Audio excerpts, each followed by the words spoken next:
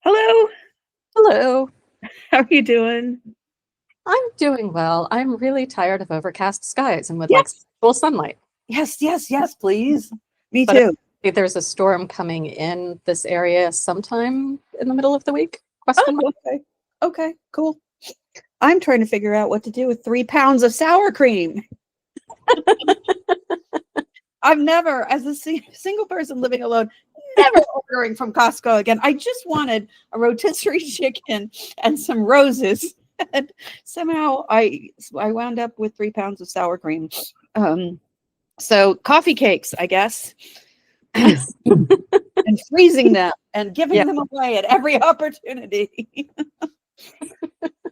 Oh, well, welcome to Goodnight, Mr. Holmes, a podcast about the Granada Sherlock Holmes, which ran on ITV in the UK between 1984 and 1994 and ran on Masterpiece Mystery in the US around the same time. I'm Laura. And I'm Rachel. And today we're looking at episode 31 in the series called The Creeping Man. The story was first published in the Strand in 1923. There was a lot going on in 1923 in the world. um, so we open with a large gorilla in a cage. Well, 5 seconds in, and I'm like, oh, that's a man in a gorilla suit. Yes, okay, and I'll get to that. Um, It does not really look or move like a real gorilla. no, it's a costume. There's a lot of boulders and straw. A group of men unlocks the door tentatively. This gorilla is kind of flailing and charging at them. And then we're at a large manor house with a woman asleep in her room. Someone or something is climbing a tree near the house. A dog barks, distressed, and then snarls. The woman, Yeah, I have a note that the dog better not die. That's all I'm saying. yes, Spoiler, the dog does not die. the dog does not die. No. The woman wakes up as the dog is howling, and there's a thumping at her window. A large shadow, shaped like the gorilla, is looming there. Man in a gorilla suit is outside my window. The woman screams and faints. Fortunately, she's already in bed, so she doesn't fall. The next day, we pan over a wide array of chemistry implements, beakers, glass tubes, and the occasional skull or skeleton. And we hear a typewriter going in the background. A man in a purple ascot and pince nez is standing near a taxidermy chimpanzee reading from a sheaf of papers. You may inform the Secretary of the Royal Society that I have entitled my Michaelmas lecture. They put all their collections in an actual museum and not my office. No, his Michaelmas lecture is titled Darwin's Fundamental Error. Uh-huh. So this is Professor Presbury, played by Charles Kay. And Kay had a long career. He was in movies such as Kenneth Branagh's Henry V, Oh. as the Archbishop of Canterbury. And he was in Amadeus as well, Wow. as Count Orsini. Michaelmas occurs in late September. It's a holy day that is meant to honor the Archangel Gabriel. The Archangel Michael. And it marks the end of the harvest in the UK. It's also the beginning of the school term, which then runs till Christmas. So the professor lives, according to the original story, in the fictional town of Camford, meant to be a portmanteau of Cambridge and Oxford. Why didn't they just call it Oxbridge? That's the portmanteau we recognize. Yes. In the episode, we never get to the name of the town or the university, but based on the prestige of the professor, we can certainly make assumptions. So the professor's secretary is a young man named Jack Bennett, and he pauses the typing, and he says, "That'll raise a few hackles, sir." Bennett is a handsome young man. He looks a little bit like Justin Trudeau. Yeah, he does.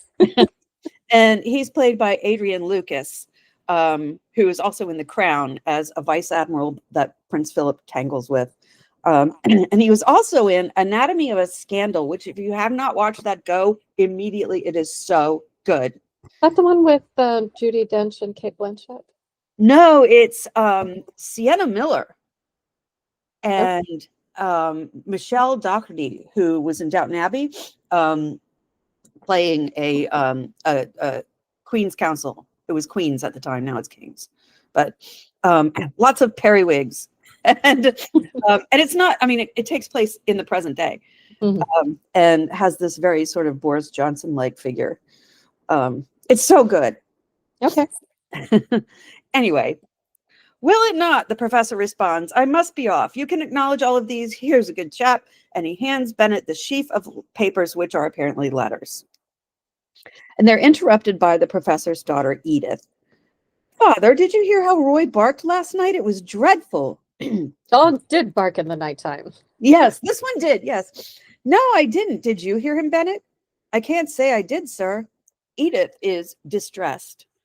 He kept on and on. He howled, too. I'm sure someone got into the garden. And Presbury frowns. An intruder? Yes, because, Father, someone looked in at me at my window. A man in a gorilla suit looked in my window. Yes.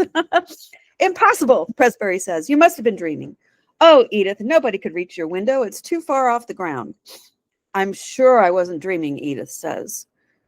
Bennett, you take charge, Presbury says, or I shall be late to the faculty meeting.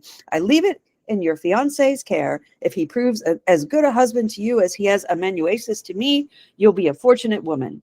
And is it pronounced amanuensis? Amanuensis, yes, sorry. Yeah, that's basically an administrative assistant. Yeah. What we should call a secretary. Yes. Yep. Allay her fears, Bennett. I know you can. And he kisses his daughter and walks off down the hall. Edith approaches Bennett. Can you believe me? Not easily, no, Bennett says. You're a woman. Of course I don't believe you. Helpful. As your father said, come and look, Edith says. I'm awfully busy. I've got these notes on Simia satirus to type. That's orangutans. And the proof of your father's. Jack, I know I wasn't dreaming, and you know Roy doesn't bark at nothing. I want you to see for yourself. You must, please. So next we see them both leaning out of Edith's bedroom window, which is indeed very high up off the ground. A lot of ivy extends from the bottom of her windowsill all the way to the ground. I heard another sound from just below there, Edith is saying. From below, Bennett says. There and there, don't you see? The ivy's pulled away. I must have fainted. The next thing I knew, it was dawn. All these thinking women are a very convenient literary device. Yes, they are. Yeah. You're quite certain you didn't dream this, Edith? Bennett asks once they're both back in the bedroom. Quite, Edith says, and Bennett gives a skeptical look. But she says, Jack, I insist you believe me. Very well, Bennett says, and that you inform Mr. Sherlock Holmes of the facts. Darling, Bennett scoffs. Or I shall reconsider our engagement, Edith says. I love her. Yes. But why? I could not give my hand to a man who doubts my word, Edith says. Yay, we love her. You go, yes. The marriage to her means more to Bennett than it does to her. Anyway, he's clearly in it for career reasons. Yes. Money. Sorry? Money and career, yes. Yes. He wants to be Presbury's scientific successor. Yep. At 221B, Holmes is holding his long-stemmed pipe and contemplating the letter Bennett has sent him. He goes to the mantelpiece and takes a pinch of tobacco out of the very tiny Persian slipper that is obviously not his. But before lighting up, he goes to his desk and begins to write a note with a gold pencil. And I don't know about your screen, but there was kind of a greenish tint on my screen for the Baker Street scenes. It's like the daylight was kind of greenish. I didn't get that. I noticed it a bit later when they go to the manor house. The indoor daylight scenes also were tinted a bit green, like somebody was just using the wrong filter or something. Yeah, I would bet. Watson, come at once, if convenient. Holmes pauses and writes again. If inconvenient, come all the same. I remember that from the BBC Sherlock. Yes. The next thing we see is Watson, who is obviously hurried, coming into 221B. Holmes, I got your note, and it is inconvenient. Damned inconvenient. Your old wound was troubling you, Holmes says. No, Watson says indignantly. I prefer to differ. Your step was uneven on the stairs. I have a full surgery, Holmes. You must excuse a certain abstraction of mind, Watson. I see, Watson says, not seeing at all. I'm actually not really paying attention to you right now, Watson. It's a tangled scheme, Holmes says. I've been looking for a loose end which might unravel it. One such might reside in the question, does Professor Presby's daughter wake or dream? Watson rolls his eyes. I'm summoned here for no more than this? You've heard of Presbury, Holmes asks. Watson sits down in his usual armchair and picks up a copy of the Telegraph, aka the Tory Graph. Of course, who hasn't? He's our most distinguished natural scientist. He's a widower with one daughter. She insists that someone appeared at her window last night. And once again, Watson rolls his eyes. Miss Presbury's bedroom is on the second floor and is completely inaccessible to even the most agile cat burglar. So the ivy goes right up to it. The second floor in Europe is the third floor in the US. Holmes gets up and hands Watson Bennett's note. Read this. It arrived by the 1 o'clock post. As Watson is reading, Holmes looks out the window. Ah, the author already arrives, ahead of his time, a most precipitant young man. Bennett appears in the doorway, and Holmes introduces Watson. Holmes invites Bennett to sit down, but Bennett demurs. Mr. Holmes, I fear I've made a grave error of judgment, he says. I should not have been in touch with you at all. I've wasted your time entirely. I should have just canceled our wedding, having second thoughts. It is not a rational reason for Miss Presbury's fears, Holmes says. And I noticed that Jeremy Brett's looking actually kind of horrible here. He's red-eyed, his face is puffy, he looks so tired. Don't know what that's about. It's just something that I noticed. Yeah, the energy level in general has been going downhill, but he's looked worse. Yeah. So. Yep. Well, it's a delicate matter, Bennett says, but I must beg you to proceed no further. I can, of course, recompense you. Holmes turns and walks toward his desk. Mr. Bennett, your letter was less than frank, was it not? I set out the facts. Not all, I suspect, Holmes says, probably out of loyalty to your fiancée, Miss Presbury. You're aware of that, Bennett asks. As I am of your employer's engagement to Miss Alice Morphy, Holmes says. How do you know this intensely private thing? It was published in the fucking newspaper. Yes. The daughter of the famous comparative anatomist. She resides next door to the Presburys, does she not? Comparative anatomists study and compare structural similarities between species. Oh, okay. And I'm like, these men are just keeping it all in the business, right? They're marrying the daughters of... Yeah. As that's the rich tend to do. Yes, that is true. How do you know of the engagement, Bennett asks, as you said, the times, July the 1st and September the 5th, respectively. And Watson is still pissed. You can kind of tell because he's really snarky. Mr. Holmes's memory is of a photographical order. Quite so. Oh, dear, Bennett says. Mr. Bennett, I do appreciate your predicament, Holmes says. As a scientist and rationalist yourself, I dare say you are reluctant to accept the evidence insisted upon by Miss Presbury. Further, as her father's trusted assistant, to have recourse to me must smack to you of disloyalty. Exactly, Bennett says. I'm part of the family, except that Edith, Miss Presbury, she was so upset that she... Mr. Bennett, who would you prefer to alienate, your prospective wife or her celebrated father? Holmes asked. I love the way he's putting that. Like, you know, would you rather accommodate your fiance or impress other men around you who have nothing to do with this? Because too many men these days still to impress other men rather than take their female partner seriously. Absolutely. No, it's so... Oh, God, no. How many times have I seen that in my own relationships? Yeah. Oh, unreal. You give me a choice of evils, Bennett says. Neither.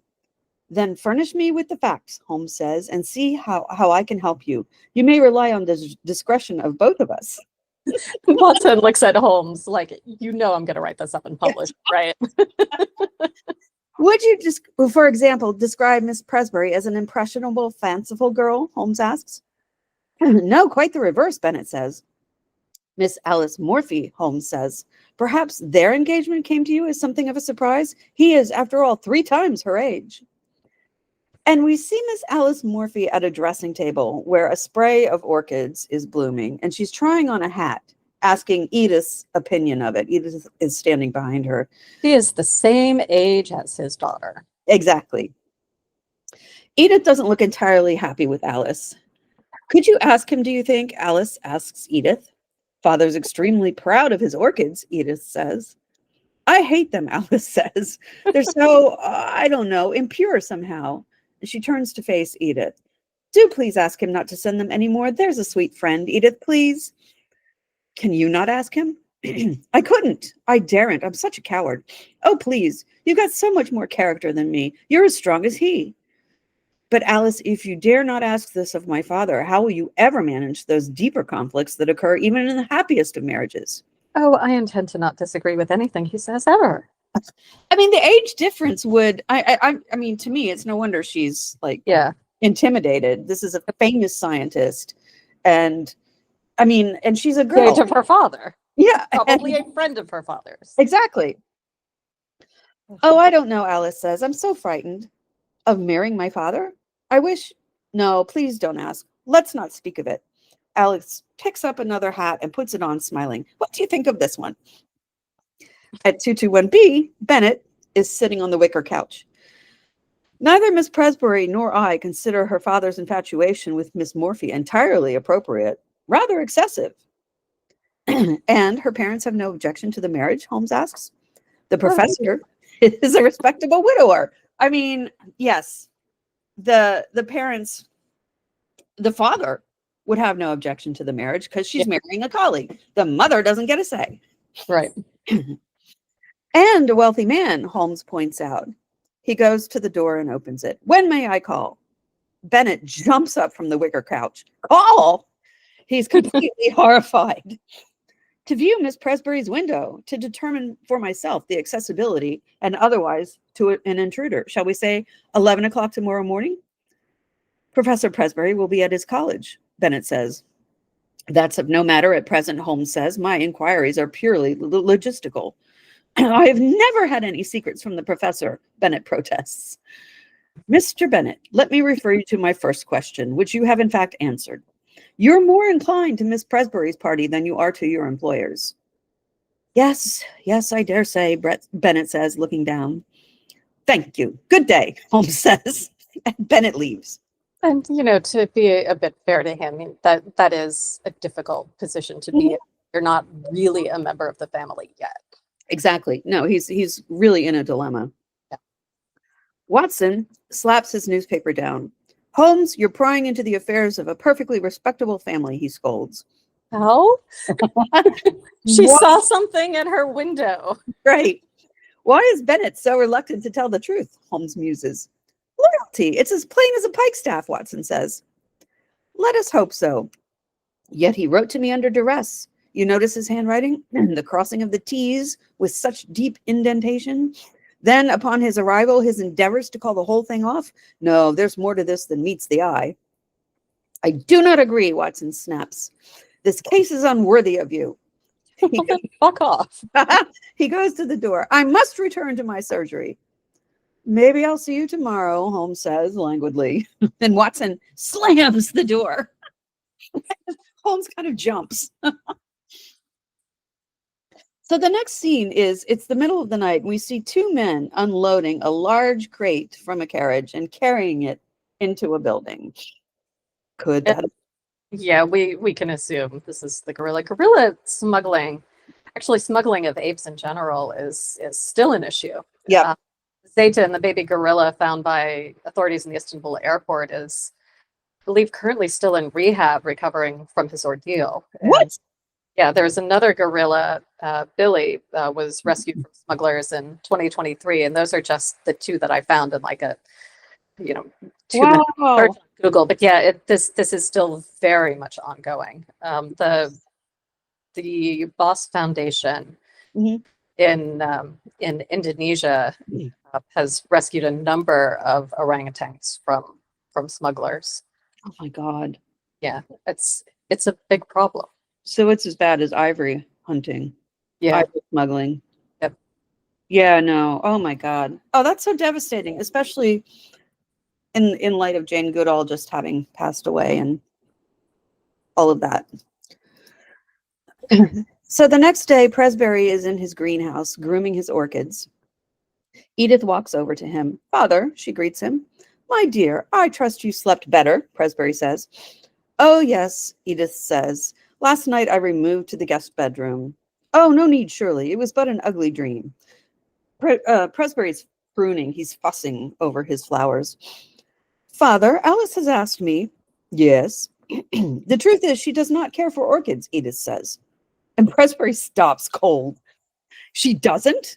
Well, why did she not say so? She was afraid to. You forget how formidable you are, Father.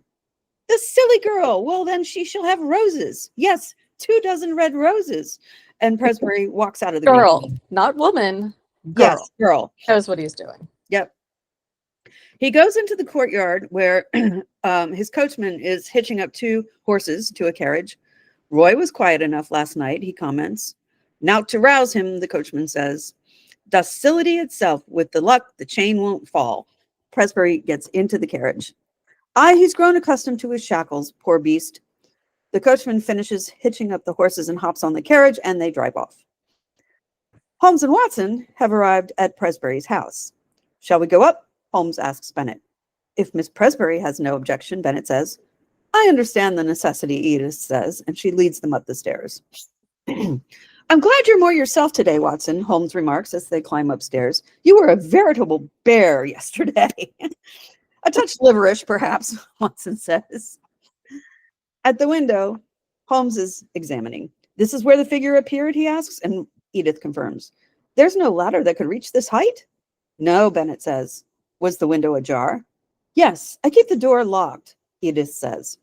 I guess meaning for air. Did the hand touch the window pane? I don't know. I fainted. Of course you did. Of course you did. Holmes leans out the window.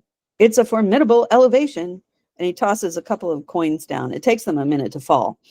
Yeah, he identifies the ivy as Hedera algeriensis, which is Algerian ivy, native to the North African coast. Yep. Sensing a theme here. It can grow up to 16 height in feet, I looked up. So, yeah. Holmes spots Presbury's carriage returning to the house. He pulls back inside and says, Miss Presbury, your father has returned prematurely. Oh, no, he mustn't know you're here, Mr. Holmes. That can scarcely be avoided, Holmes says. However, let us go down. The back stairs, Bennett asks. Certainly not. Holmes leads the way downstairs just as Presbury's coming inside. Presbury is yelling, Bennett, what did you do with my lecture? And he sees the party descending the stairs. Who the devil are you, sir? Father, I'm sorry, Edith says. Mr. Sherlock Holmes, Bennett says. Who? The detective. Professor Presbury, Holmes says, approaching. My card. He hands it to Presbury. And Presbury looks at it from like arm's length, like someone needs reading glasses. Yes, that's true. He's not wearing his pince-nez in this scene. 221B, hardly an address to inspire confidence. I have never sought to inspire confidence in others, Holmes says. I have quite enough of my own. I love that line. I know, me too. May I introduce my friend and colleague, Dr. Watson? Certainly not. You may leave at once. Father, Edith says, they are here at our request. But not mine, Edith.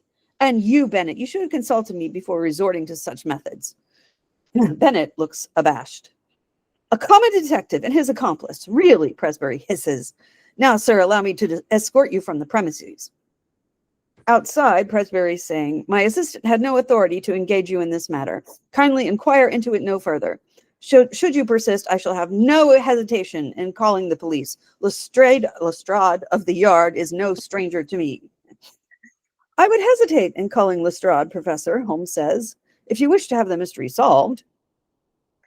Roy, yeah, he doesn't. Roy the dog is snapping and snarling, and Presbury whips around to face Holmes. There is no mystery, sir, none. Now get on with you, or would you have me release my dog? Believe me, he'll not distinguish between a hired snoop and a low intruder. And Roy, very helpfully, bares his teeth.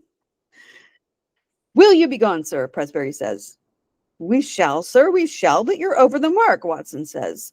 Kindly watch your words, and he has to shout over the dog's barking and growling.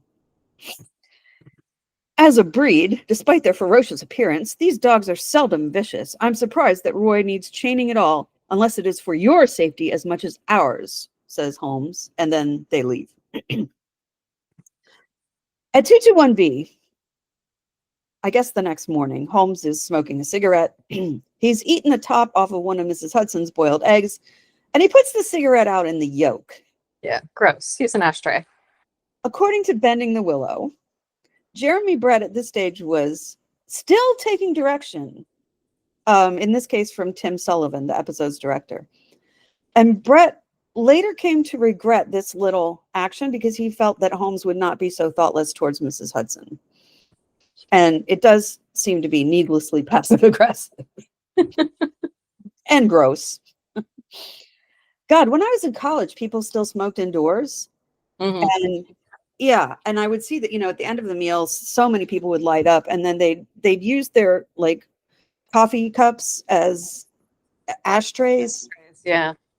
And I used to work in the dish room my freshman year, and God, that was so disgusting to clean. Yeah, gross. I remember when New York first proposed its smoking ban, and everyone was like, "No, people don't go to bars anymore." Yeah, spoiler, people still went to bars. I remember when they banned it. Well, bars were like the last place for indoor smoking to be banned. They banned it from offices first.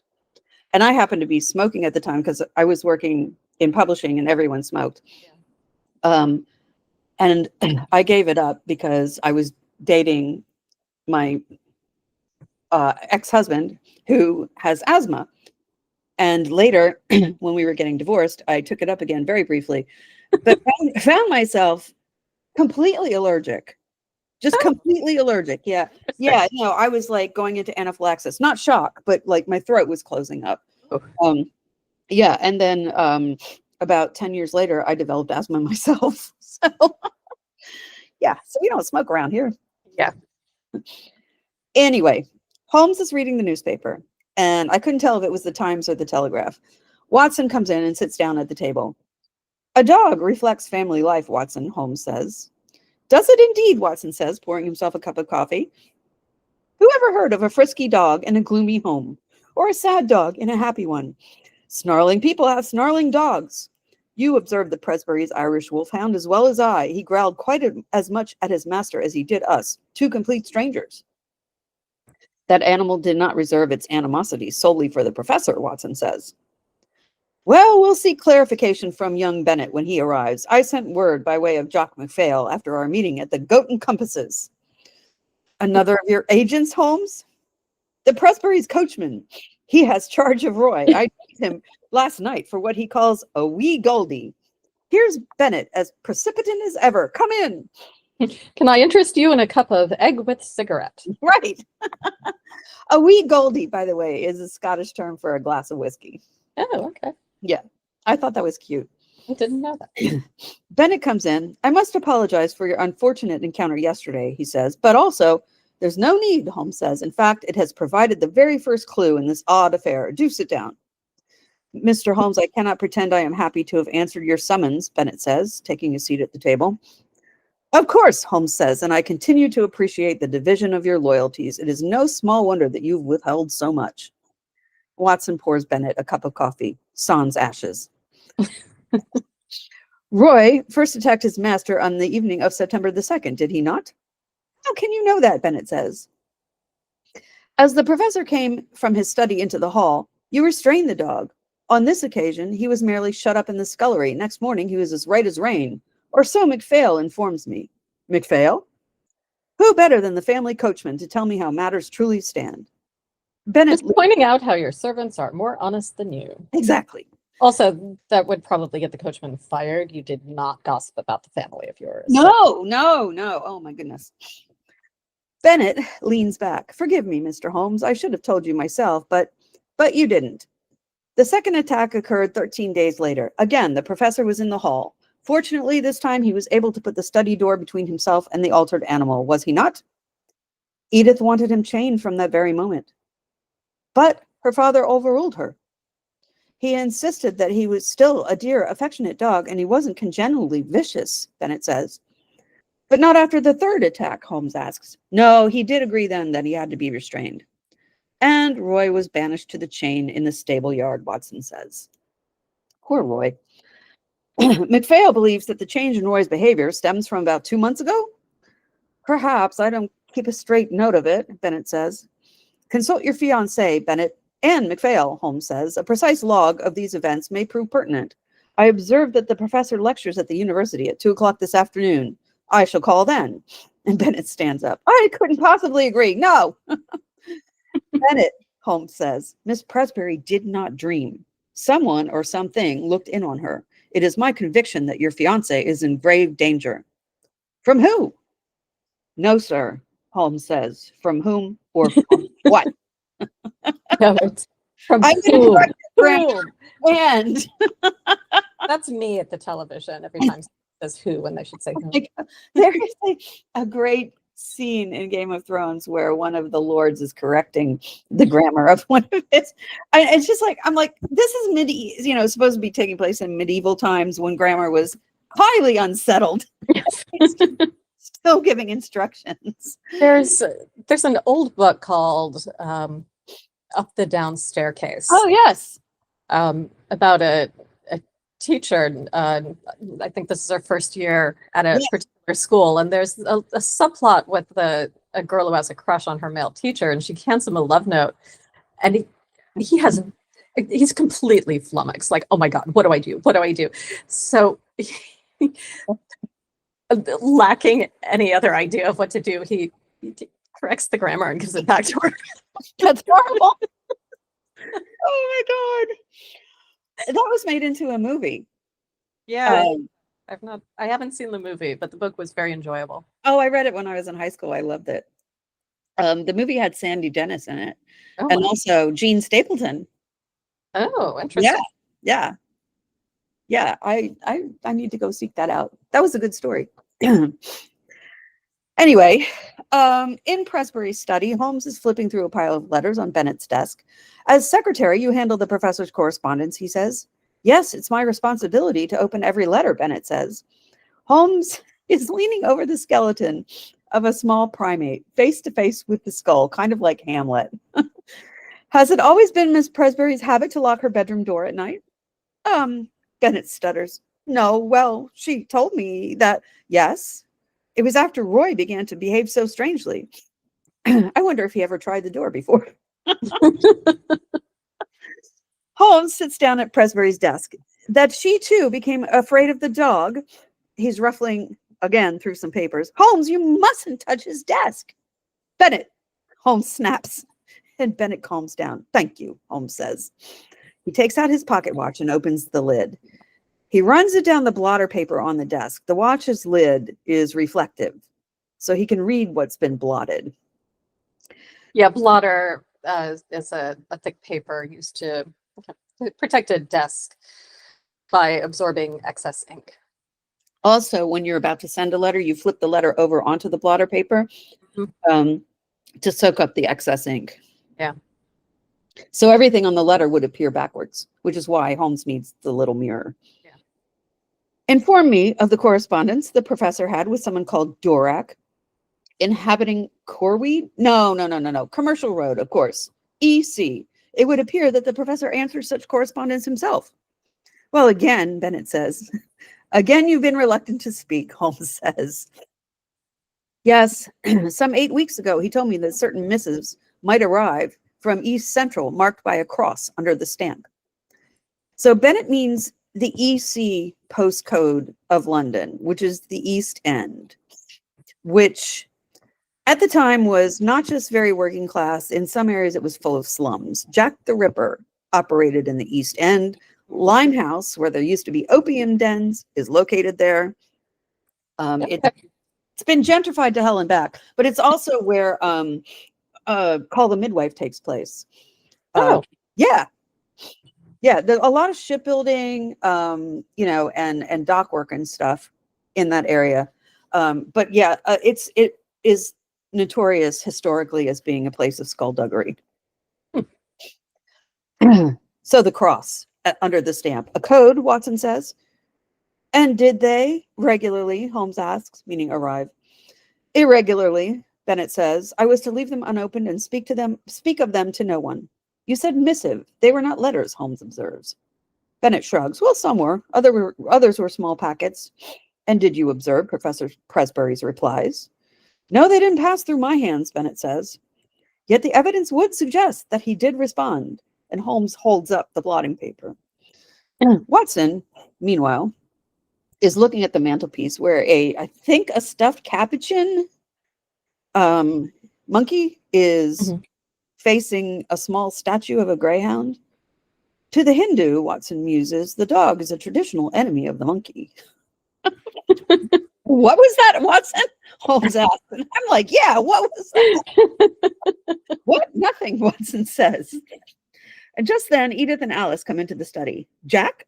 They stop short. Oh, Edith says, I wasn't aware. No, I couldn't tell you. You'd already gone out, Bennett says. I see, Edith says. I've invited Alice to take tea with us. Do not be too severe upon your fiancé, Miss Presbury. He has acted for the best, Holmes says. But please, will you continue to lock your door at night? The prowler who looked up upon you is no ordinary creature. Good day. And Holmes and Watson leave. Jack, you shouldn't have brought him here, Edith scolds. Are we suggesting the gorilla wants to rape her? It doesn't look good, does it? I didn't want to, but he insisted. He said there's grave danger. Was that Sherlock Holmes? The Sherlock Holmes? Alice says. As Holmes and Watson are leaving, Holmes says, your observation goes to the very heart of this, Watson. Observation? Concerning the monkey and the dog, the very heart of it. You think so? If you be so kind as to accompany me to the university, you can drive on to the commercial road. Inquire after Dorak. That's not an address, Holmes. The commercial road's a mile long from Aldgate to Limehouse. Aldgate is where the East End begins. And I have a little note about that later on. Well, ask a costermonger for Dorak's shop, a fruit and vegetable man. Holmes gets into the carriage that they apparently arrived in. Shop? Come on, Watson, I'm going to be late, Holmes says. And Watson joins him in the carriage and off they go. At the university, Presbury is lecturing. He's got a slideshow going. Among the young men diligently taking notes, Holmes is sitting and listening. And taking notes. Yes. So, and this is important. It sounds like gibberish, but it's not. To conclude, therefore, this physical activity, the swinging amongst branches, the flying leaps from treetop to treetop, and loud, raucous calling out, not only defines territorial rights in the forest, for example, for food gathering, the tender shoots of tree and shrub are particularly prized, but also is frequently among the males a ritual display, either to warn off unwelcome intruders or to impress a particular female with the sexual potential of the performer. Yes, we are suggesting the gorilla wants to rape her. At this, the lecture ends. The students applaud. They begin to gather their things and leave the lecture hall. Presbury's stacking up his notes, and as he looks out at the hall, Holmes is no longer there. He's vanished into the wind. On the commercial road, Watson finds himself across from Dorak's Emporium, which sells a little bit of this, a little bit of that. He knocks at the door, but the men inside don't answer. So he walks around the corner to the back of the shop and approaches a man there. I believe there's some livery stables here or nearby, Watson says. No, we've got a knacker's yard next door. That's all, the man says. A knacker's yard is a place where old or injured horses are kept until they are slaughtered. Yep. Or the animals may already be dead. A knacker also picks up dead animals that are lying along the roads. And then their corpses are rendered into things like glue and soap. All right, Watson says, and continues to walk. But the man gets up in Watson's face. It's a dead-end cop, he says. And according to IMDb, his name is Jenkins. Mm-hmm. I can see a way through, yes, Watson says. Are you a narc or what? Jenkins snarls. Not at all, Watson protests. Out. I'm sorry? I said out. And Watson walks away. He goes to the door of the Emporium, which is now open. A man with a mustache is standing outside, and that man stops Watson. And Jenkins, who's been following him, also grabs him. You just can't take it in, can you? I beg your pardon? Watson puts on his most indignant gentleman face. I mean, he sticks out like a sore thumb in the East End. Yeah. I said out, and I meant out. No admittance, mate. These are commercial premises, Watson says angrily. What do you mean by that? The mustached man says. It's a shop. It must be early closing day, the mustached man says. The street is zoned commercial. This is ridiculous, Watson says, and Jenkins pulls out a switchblade. Is it? And Watson decides to leave. At 221B, Holmes is lecturing. My dear Lestrade, I am astonished that you, a man of your standing, should call upon so petty an errand. Yay, Lestrade. Sorry? Lestrade is here. Yay. Yes, we like Lestrade. Professor Presbury objects most strenuously to your objections, Mr. Holmes. His complaint is that of unjustified harassment. The justification is yet to be proved, Holmes says. Has Presbury informed you of the facts? Of course. And your conclusions? A girl, half asleep, mistook a cat or a bird or both for an intruder. That's all, a trifle. Such a simple explanation. However, it begs the question of the family dog, does it not? Does it? What dog? Lestrade says. Exactly. Presbury did not mention Roy's part in this. Strange. Clearly a partial witness. I suggest you ask him. You're not in full possession of the facts of this complex case. Trust you to say there's more to it than meets the eye, Mr. Holmes. I never concern myself in anything without that stimulus, Holmes says. If you persist, you may find yourself at the wrong end of a private prosecution, you know. Professor Presbury is a determined man. Then we're fairly matched, are we not? I knew it, Lestrade says. Well, I've had my say, and Lestrade leaves. The mustached man and Jenkins are now at the zoo. Jenkins is examining the lock on a cage. Right, you can do it, the mustached man asks him. Yeah, easier than Maidstone, Jenkins says. Inside the cage is a baboon. Poor old fella, Jenkins says. In the background, a man is sweeping the walkway, and this is an uncredited appearance by Michael Cox, who's the producer of all these episodes. Yeah, really cute. At 221B, Holmes is making a study of howler monkeys as Watson barges in, and he sits down in his armchair and unfolds his newspaper. 144. Commercial Road. Oh, you located Dorak. Good. He appears to run a general store, as far as I can tell. Sells everything from flat irons to fish hooks. Can you be more specific? Holmes asks. Well, it can't be a very prosperous business, Watson says. Why not? Because the general public are not allowed in, Watson says. Because they are clearly engaged in illegal activity. Oh my God. Holmes's face twitches in a brief smile. Did you discover anything else? Apart from being threatened by an unhelpful brute in an alley at the side, very little. He obviously works there because he followed me back to the shop and threatened me again. Watson looks up from his newspaper. There was another fellow, sharply dressed, a waistcoat with a mustache. Cheroot? A cheroot is a cigar without a filter, and both ends are clipped. Mm-hmm. Sounds like Harry Wilcox, more usually of Soho Square than the East End. Anything further? Not really, Watson says, except the smell. There's a very odd smell about the place. Of what? It's not easy to say, Watson says. It belonged to the animal kingdom.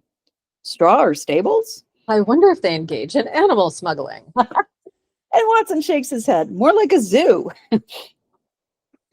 In Professor Presbury's study, Bennett is working late. It's dark. The professor comes in. Oh, you're still up, he says.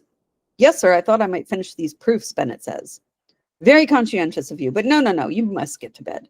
I'd rather not, Bennett says. I would like to get to bed, Presbury says. Go on with you. Go away. I have some shady activity to do. Yes. Yes, sir. Very well, Bennett says, and leaves the study.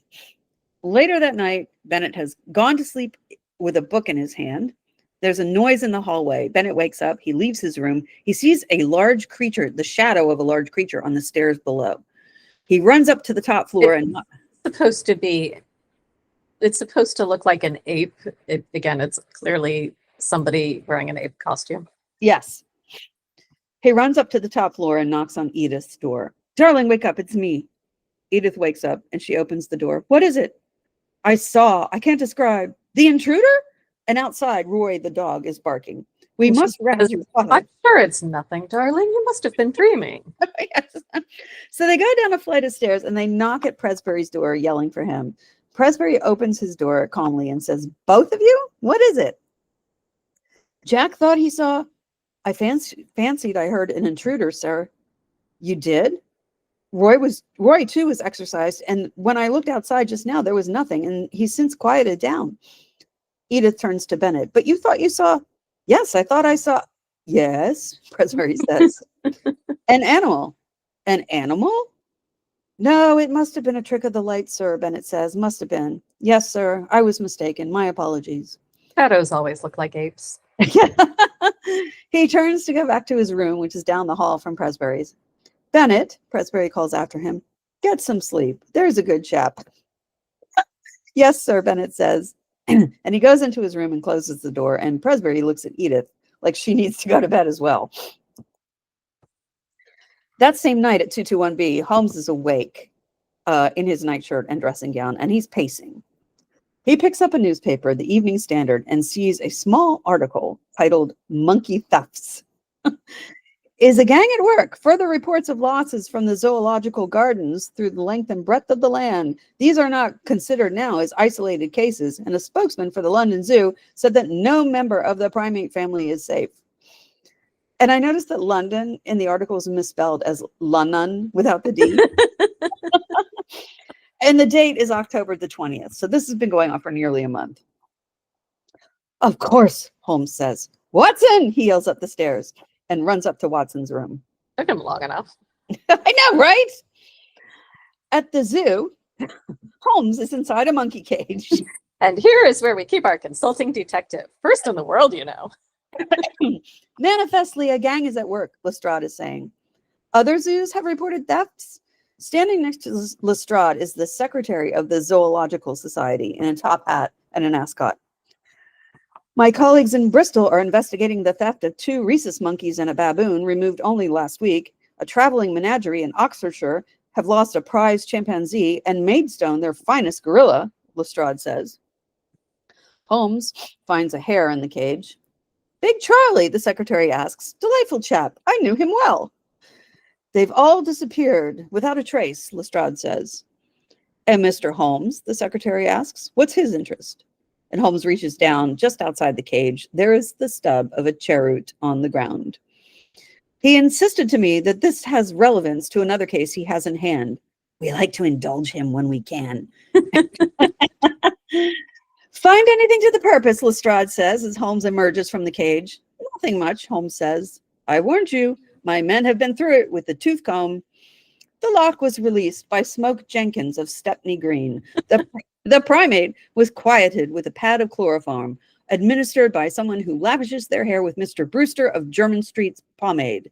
This would suggest that he also sports a waxed mustache, Mr. Brewster being celebrated for his cosmetic wax for gentlemen. If this was so, Lestrade, you could do worse than have a word with Harry the Tash Wilcox of Soho. Good Lord, Holmes, Lestrade says. Your nothing much would be anybody else's great deal, the secretary says. Yes, well, I'm sure my men will arrive at the same conclusion once their reports are in hand. Lestrade. You will also naturally have noticed, Lestrade, that this was the 6th reported theft of a mature male primate in as many weeks, Holmes continues. It is? 6? Good Lord, the secretary says. Exceptional. The gender of the animals removed is, I suggest, of the essence. Good day. And Holmes walks off. In his study, Presbury is reading and making notes. There's a knock at the door, and Alice comes in. I'm not interrupting your work, she says. No, I wasn't seriously engaged. Just some notes for future inquiry, nothing more. Presbury gets up and puts his book away. Shall we go through to the drawing room? This is hardly the place to entertain a young lady. And Presbury looks absolutely like smitten. Yeah. No, Alice says. Oh, dear. My dear child, what is the matter? Again, child. Child. I ought to have said before, she says. Ought to? What? Alice holds out a ring. There, you must take it back. Good for her. Presbury's face falls. But Alice, I can't marry you. I shouldn't have said I would, but I was afraid to say no. Please take it back. Nonsense. This is simply, no, you must take it, Alice insists. And she sets the ring down on his desk. It's very pretty. It's like rubies or garnets, red stones. There, sorry. She walks to the door. Alice? She turns to face Presbury. No, she says, you're too old. You're too old. I mean, yes, but Yes, she could have phrased that a little more diplomatically. really, ouch.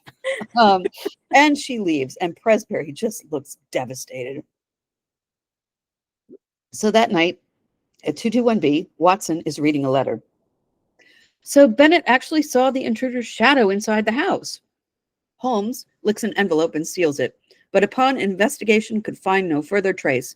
You must get this to him by way of the butcher's boy. Are you coming? Where to? Watson asks. Dorak's Emporium, especially those parts Jenkins took such pains to guard against you. Are you game? Delighted, Watson says, as Holmes pulls out a revolver. You go armed? Always carry a firearm east of Aldgate, Watson. So Aldgate, like I said, is where the East End begins. But it's where an ancient Roman gate was built, like way back. And although that is long gone, its location remains as a marker. Oh, wow. Of a division of the city, yeah. That's interesting. I didn't know that. Oh, there's so much Roman history in London. Like so much. I knew that in a general sense, but none of the specifics. Yeah, right through the Barbican, which is in the East End, there's a whole Roman wall that's still there. Oh, wow. Yeah. And the Museum of London is located nearby. That's very cool. Yeah. So Holmes and Watson arrive at the Emporium and they break in. Inside, there's a taxidermy grouse under a bell jar. There are also all kinds of sundries, mints, things in jars, Chinese lanterns, more birds under more bell jars. And they walk to the back of the shop where there's a crude laboratory. And this really hit me. Yeah. Leather straps attached to a wooden table and blood smeared all over the table. It just looks so gruesome. There's an open case of surgical instruments lying on the table. It's as I feared, Holmes says. And they leave the room, but Jenkins is hiding behind a wall with his knife. And then, we was reckoning upon a visit, Mr. Holmes, says Wilcox. Holmes shouts at him and a fight ensues. Holmes and Watson overpower Wilcox and Jenkins like in a split second. I couldn't keep track of this fight. Like it just happened. The bad guys just sort of came out and posed and I love it. The back of the shop is essentially a monkey house. So many different primates in a lot of different cages. By heavens, Holmes, this is what I smelled, Watson's saying. Holmes has Wilcox at gunpoint as they walk through the space, and I think Watson has Jenkins, at the other end of his revolver. These are Dorak's patients, poor abused creatures, Holmes says. Have you observed the experiments that Dorak performs? That's none of our business, Wilcox says. You can count yourself fortunate that the process has been kept from you. Holmes opens the last cage where there is a huge gorilla. A man in a gorilla suit. Yes. Now, gentlemen, in you go. In there with him, Wilcox protests. But why? To await the police, Holmes says. In, gentlemen, I shall advise Inspector Lestrade at once. You can't leave us in here, Wilcox says. Remember, the gorilla is a social animal, Holmes says. And if gorilla suits are social animals. If you both mind your manners, you will do well enough, I dare say. So, the gorilla. There's a story behind the gorilla. The gorilla is indeed played by an actor named Peter Elliott. And he's the go-to guy if you want a man in an ape suit or a gorilla suit. He's been in productions of King Kong, Gorillas in the Mist, Tarzan, and a slew of other primate-related movies and TV shows. That's what he does.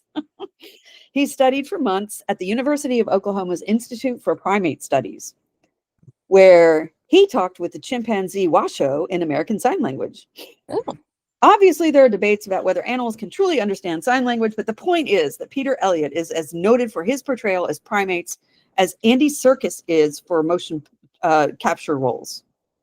Like, yeah, except you can clock that he's not an ape like Right. In the very within like 2 seconds. In the very next scene, the criminals are settling themselves in the cage, and the gorilla goes to a corner and sighs exasperatedly. He doesn't want to be locked in with them any more than they want to be locked in with him. It's just such a human moment. So a tutu, that was probably a behind the scenes moment that got yes, yes. At 221B, Edith and Bennett are waiting for Holmes and Watson to return. I decided that I had to accompany Jack, Mr. Holmes, Edith says. I am delighted. Have you brought the list of missing dates? So Bennett's been talking with MacPhail. Yes, Bennett says, pulling a piece of paper out from his jacket pocket. Roy also barked on these nights. Please never mind that, Mr. Holmes. We have far more urgent matters to impart, Edith says. Is that so? Miss Morphy has renounced my father, Edith says. And we care about this. Why? Right. Holmes is making notes on a chalkboard. She's returned his ring. Today, Edith says, he's remained locked in his study. Every time I've knocked, he's shouted abuse at me, Bennett says. We fear Holmes pays them no mind. He's pointing to the notes he's made on the chalkboard. The logic of it, Watson, of this progression. Do you see it? Please, Edith says. The first 3 occasions are self-evident, Holmes says. We knew of those. What happened on the 5th of October? Bennett consults his note. Roy barked all night, and on the 12th, too. There are also days on which the professor received packages from London East Central. Holmes points at the number 17. This is the date upon which the face appeared at the window 4 nights ago? Yes, Bennett says. And Holmes points to the number 20. And this is where the shadow appeared last night? Of course. The common factor is 2. Always the gap increases by 2 days. Holmes slacks his forehead. Numbskull, Holmes. What does that have to do with anything? I think we'll get to that. Okay. Today's the 21st of October, Watson says. Holmes turns around. Yes, Bennett says. A package arrived this morning. Then the crisis is upon us, Holmes says. Last night was but the precursor. He flees away from the room. Everybody else follows. We must go at once. Come along. I'll explain on the way. So at Presbury's house, the carriage pulls up. Holmes and company get out. The front door is open, Edith cries as they go inside, and the house is a mess. The books and things scattered everywhere. It looks like there's been a series of struggles. Bennett, examine upstairs. Watson. Holmes and Watson head to Presbury's study. Holmes finds a syringe, and the needle still has blood on it. I thought as much. Pockets it in case he needs it for something. Roy the dog starts barking frantically. Bennett and Edith run back downstairs. Did you hear, Mr. Holmes? Edith asks. Too well, Miss Presbury, too well. They race outside. Holmes looks up. Up there! Look! Oh, my God. It's Presbury, up in a tree, swinging around the branches and hooting like a monkey. It's an extraordinary sight of the formally dignified academic behaving with the least amount of decorum possible. By Jove, Holmes, you were right, Watson mutters. Presbury hangs from a branch and cackles and yells and hoots some more. Roy the dog is barking. Presbury's waving his arms around aggressively and making a lot of noise, and he leaps down from the tree. He's heading across to Miss Morphy's house. Bennett, stay here and protect Miss Presbury, Holmes exclaims. I mean, you could just shoot him. Yeah, right. That'd be anticlimactic. He and Watson run to the Morphys as Presbury chaotically runs ahead of them. Roy the dog slips his collar and follows. Miss Morphy is asleep in her upstairs bedroom. Presbury swings up some bushes and climbs up some ivy. He's heading for that balcony, Holmes shouts. Watson tries the front door as Presbury is scampering up the wall. It's locked. Then we must housebreak, Holmes says. He jimmies open the lock as the dog catches up with them. The dog, Watson, the dog, Holmes shouts. Alice wakes up in all the racket. Presbury has reached her window and he tries to break inside. He shatters the glass and he jumps into the room. Stay away, Alice says. She's utterly terrified and disgusted. Please stay away. The dog runs up the stairs as Presbury lunges at Alice. She opens the bedroom door to escape, and Roy runs in and attacks Presbury, and Alice screams. Sure. A lot. And you can see her fillings. I just noticed. A little later, Edith is comforting Alice on a small sofa as Holmes and Bennett wait on side chairs. Watson comes out of the room. It was a close thing, just missed the carotid artery. Is he all right? Bennett asks. He'll live, Watson says. A reformed man, I have no doubt, after his experience, Holmes says. Sure. At 221B, Holmes is saying, my dear Lestrade, I quite intended you to have the credit, but to complete the case against Durack, Wilcox, and Jenkins, you'll need this. And Holmes hands the inspector a small box holding a syringe and a couple of vials. So that's what he did with the syringe. He didn't keep it. Here's the incontrovertible truth that those animals you rescued from degradation were stolen for the sake of their glands. The animal extract was to be sold at enormous profit to those foolish or desperate enough to imagine that a course of serum could restore their lost vitality without any other effects, Holmes says. Viagra, testing phase 1. Yes, I am grateful to you, Mr. Holmes, Lestrade says. Thanks to you, we have traced the evil to its source.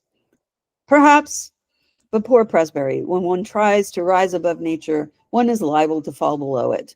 The highest type of man may revert to the animal when he leaves the straight road of destiny. Mm-hmm. And I was like thinking of Dr. Jekyll and Mr. Hyde at this point. And I'm not sure when that story was written, but yeah, that's what sprung to I mind. think it was in the 1880s. Okay. I'll leave the philosophy to you, Mr. Holmes, Lestrade says. Quite the best. I always do, Watson says. Is the wolfhound to be destroyed? Lestrade asks. Oh, no, Holmes says. No, it was the monkey that he attacked, not the man. The dog will be himself again quite as much as his master. Lestrade leaves and Watson turns to Holmes. If I may say so, I think you went a little too far in allowing Lestrade the credit. Not at all, Watson. You can file it away in our archives. One day the entire truth can be told. So maybe it takes place in the 1880s and it's not until 1923 that it comes out. Sure. As well. Jekyll and Hyde was published in the mid-1880s. Okay. It's all of it. I mean, it's all this Gothic stuff. Yeah. As Watson. What about the Gothic atmosphere of the Speckled Band? Mm-hmm. When was that published? Do we remember? Don't remember. Okay. Off the top of my head, but the atmosphere is what makes it work, and this one just does not have the atmosphere. No, it doesn't. It doesn't. As Watson sits down with his newspaper, Holmes winds up a box with a small key. It's a music box. He places his burning cigarette in a little metal tube. It's made to look like a little hookah. A mechanical monkey, dressed in a turban and a sequined vest, is sitting on the box, holding a small fan and pretending to smoke the hookah. And the music plays. It's the theme to the show as Holmes briefly air conducts before the credits roll. So, male midlife crisis. Yes. The vanity, the fragility of the male ego. Just the look on Presbury's face when Alice tells him he's too old for her. I was like, that's some real pain right there. Yeah. So the treatment that he was taking, the monkey gland serum, was actually a real thing. Yeah. There was a scientist named Voronov.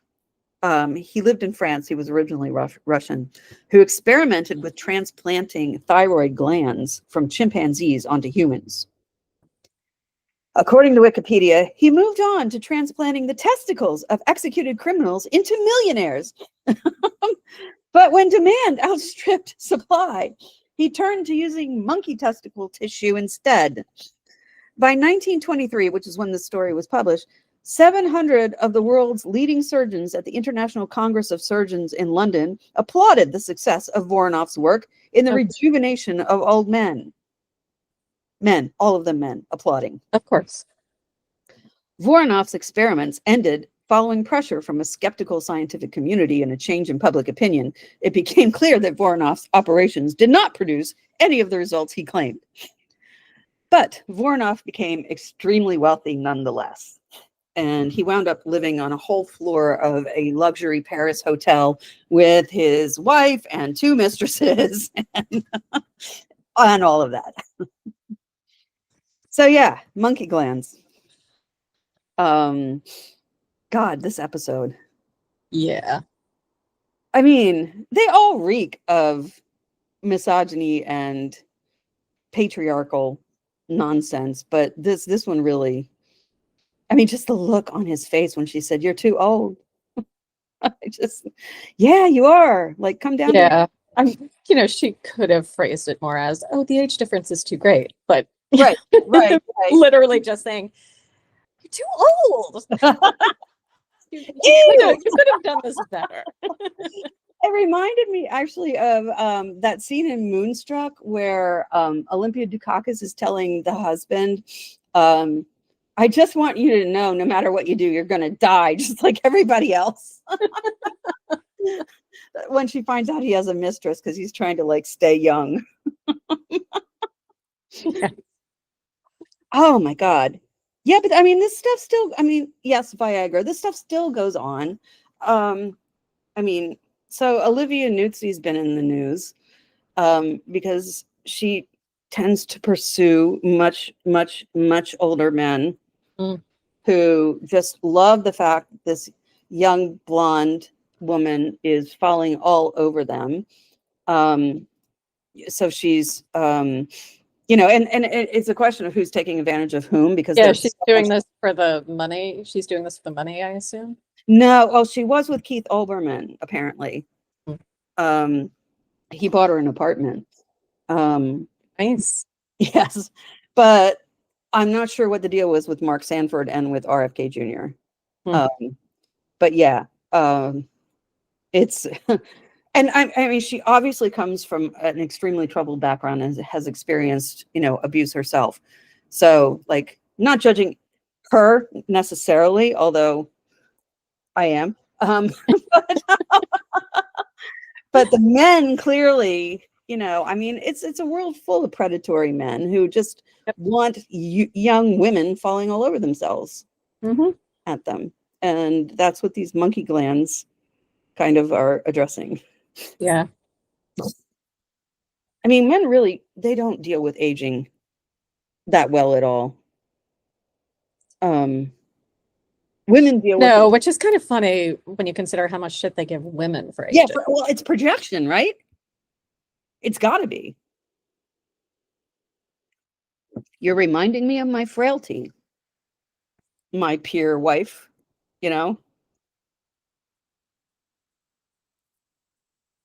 Yeah, I don't know. I'd have to think about that some more. I just fail to understand men entirely. I just don't have the time anymore to delve any deeper than that. Anyway, what did you make of this? Rachel's rolling her eyes. Yeah, it's an eye roll. I liked the women. Yeah, me too. I thought Edith was really- pretty good. Yeah. I liked Holmes pointing out that you could either side with your fiance or you can impress the men around you. Like, which are you going to do? Because you're going to have to choose. And I like that Bennett made that choice, that he was going to side with his fiance, and Chose correctly. Yeah, he did. So the guys to like, the guy in the ape suit was just so distracting. I mean, it might have been, I guess, more believable when it first aired, internet, because I don't think many of us knew at the time what a gorilla looks like when it's moving. But YouTube's around, and you can see the comfort of your own home, and then you look at this and you're like, oh yeah, that's a guy. But well, I mean, even more, you watch a lot of primate related videos. Well, yes. Orangutan Jungle School is on Paramount Plus. I recommend everybody watch it. Yeah. Videos of Jamila, the gorilla who was born in a Texas zoo and was rejected by her mom, and then was relocated to, I think it was Columbus. Oh, Columbus has a great zoo. Yeah. So she was relocated to a foster mom there and is doing very well. Yeah, good. I just, that table with the surgical instruments and the leather straps and the blood. I mean, these I try not to think about that. they did not survive this. No. And nowhere are they talking about how they disposed of the bodies, but there was a knacker's yard. So yeah, probably thusly. Yeah. Oh God. Oh, well, like I was saying, the East End was notorious for skullduggery. So it's no surprise that's where this was taking place. It got gentrified over time. And then in 2012, the Olympics, they built a big Olympic studio, a stadium there, huge.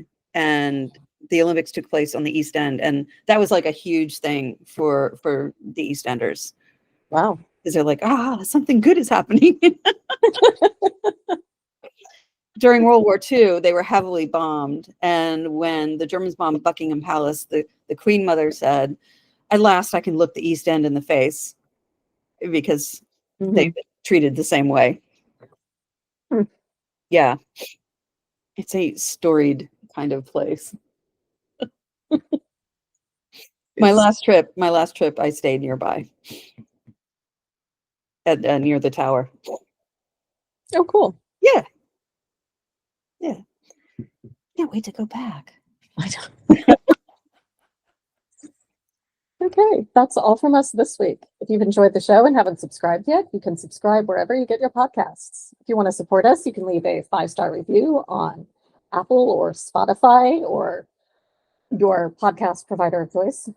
Tell your friends and join us in 2 weeks, excuse me, when we'll be discussing The Master Blackmailer, which I think is the one that you've been waiting for. Oh, Milverton. Yes. Yes. Awesome. Okay. See you then. Bye. Bye.